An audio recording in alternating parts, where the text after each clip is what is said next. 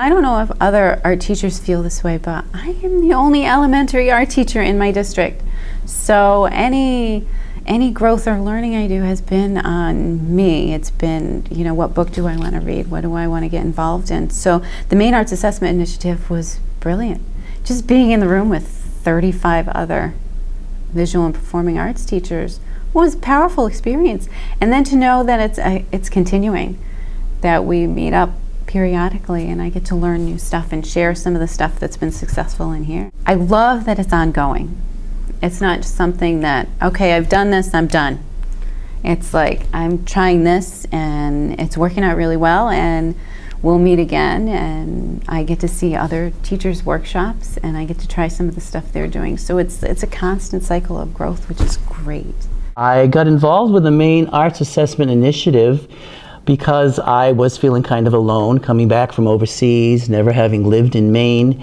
And when I took a course on arts assessment that was offered because of the Maine Arts Assessment Initiative, I was so excited. It was just about art. It wasn't trying to adapt assessment for science or math. It was assessment for visual arts in particular. It's been a great network for me, a great way to meet other people that are equally enthusiastic about education, arts education.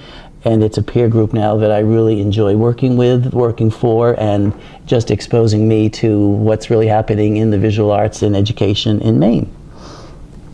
I've been really proud, pleased, happy, excited, thrilled to be a part of the Maine Arts Assessment on many levels. But first of all, the camaraderie, the collegiality, the connection with other people that are in the same line of work that I am.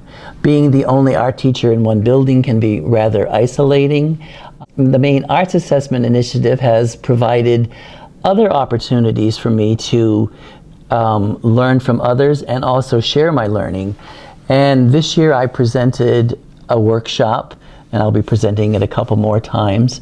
And it really is about my journey, my personal, professional growth, and most recent growth, and that really has been around assessment. My involvement in the MAAI has been a huge benefit for me, mostly personally, to kind of validate what I am doing in my classroom, and also to open my eyes to the connections that are available for me, being able to network with other teachers that have a similar belief system, and also just being able to take the resources away that I've been able to take away from the involvement in that, whether it's in professional development or just general conversations with different people in different areas that teach similar content to what I do. It's really, really made me think outside the box. Maine Arts Assessment Initiative, working with other teachers and experimenting, getting other ideas, just being able to trade, ideas back and forth has been so helpful. I've gotten away from numbers. I've gotten away from what we would call summative assessment because I don't need to give them a grade.